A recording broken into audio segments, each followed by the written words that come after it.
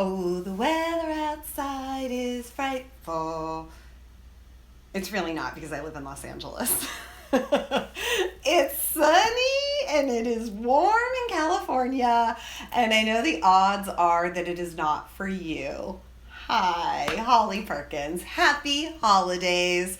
This is one of my favorite weeks all year. It feels like it's just a break from life, and it's just so nice to forget your worries and just love life and have fun and have a cocktail, right?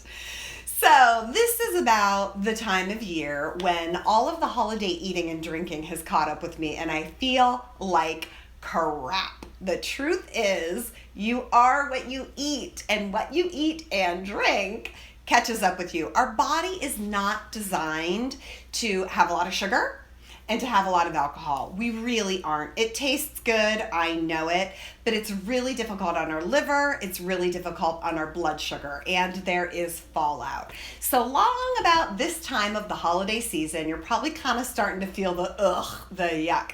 So I've got some tips for you today to help you get through the next 10 days so that you come into January feeling awesome. Here are some rules. First and foremost, when you know you have a celebration at night, do not go hungry. That is the kiss of death. That's like going to the grocery store hungry. You end up buying a ton of things and eating it all when you get home, and you way overeat. I never go to a holiday party hungry. Worst case scenario, I will take a few slices of deli turkey meat with me in the car, and I will stuff it in my mouth before I get there. Protein prior to alcohol helps to counter the negative effects of the alcohol. I always make sure that I eat protein or a small meal before I show up at a party. Then I try really hard to get a little bit of solid food in before I start with wine or a cocktail. If you do start with alcohol first, just make sure you follow it somewhat quickly with protein. The more alcohol you drink, the more sugar you eat, the more you have to counter with pure protein. My strategy at a dinner or a cocktail party or a holiday event is to have a little bit of wine or have a cocktail because I love it, and then I counter it with pure protein the rest of the night.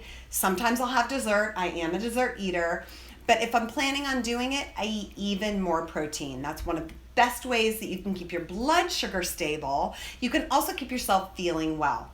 Additionally, make sure you are getting in a ton of water throughout the day and during an event that you may be at. Now, if you don't have many events and you're just hanging out by the house, eating more than normal, also make sure you keep your water intake up.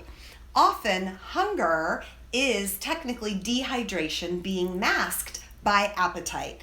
Keep your water in, and you're going to start to find out you're not quite as hungry as you think you are. You might want to eat the Christmas cookies, but you don't necessarily need them out of hunger. So make sure that you keep yourself hydrated and keep your water content up. The more you eat, the more you have to eat consistently and regularly. A lot of times what my clients will do is they'll have a big dinner on one night, and then the next morning they try to counter by not eating until dinner the next night. And that is just a recipe for disaster. If you have a large meal or a large dinner on one day, you got to get right back on to consistent eating at your next eating interval, whether it's breakfast or if you had a big lunch, you have to get back on track with your dinner. Don't skip meals to try and save the calories that you had in the bigger meal, because it just backfires. It really does. So if you have a large meal, your next few meals should be smaller, but you still need to eat every 3 to 4 hours to keep your blood sugar stable. Keep alcohol in check. The more alcohol that you drink, the more sugar and the more alcohol you're going to want. There's a famous phrase that I always use that says, sugar begets more sugar. The more sugar and alcohol that you take in, the more you want it. I know you've probably had the experience where there was a time in your life where you were really avoiding sugar and you found out you didn't really want it anymore. Sugar, alcohol, and chocolate all fall into that category. The less you have it, the less you want it. The more you have it, the more you want it. So if you can keep that in check, you're not going to be dealing with those monster sugar and alcohol cravings that tend to creep in this time of year. And most of all, remember, it's such a lovely time of year. Don't let that be clouded by this little devil on your shoulder and these negative self-talks that are yelling at you for eating too much, or you shouldn't eat the brownie, or you shouldn't have the wine. Enjoy, keep it in check, everything in moderation, just don't get out of hand. And then you know what? January is around the corner and I'll make sure I get you back in shape.